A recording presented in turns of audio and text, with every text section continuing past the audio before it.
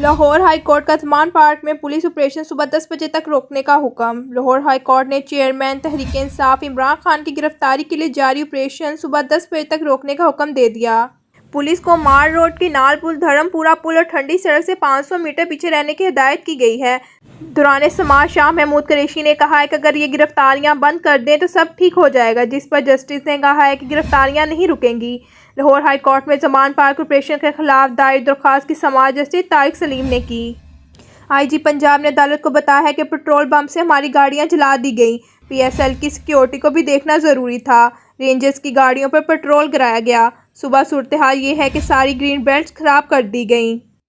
انہوں نے مزید کہا کہ ہمارے ساتھ زیادتی ہوئی ہے، سرکاری چیزیں برباد کر دی گئی ہیں۔ عدالت وارنٹ ختم کر دیتی تو ہم واپس آ جاتے۔ جنہوں نے خراب کی ہیں انہیں پکڑنا ہے۔ ہمارے پاس ویڈیوز موجود ہیں۔ لاہور ہائی کورٹ نے چیئرمین تحریک انصاف عمران خان کی گرفتاری کے لیے جاری آپریشن صبح 10 بجے تک روکنے کا حکم دے دیا۔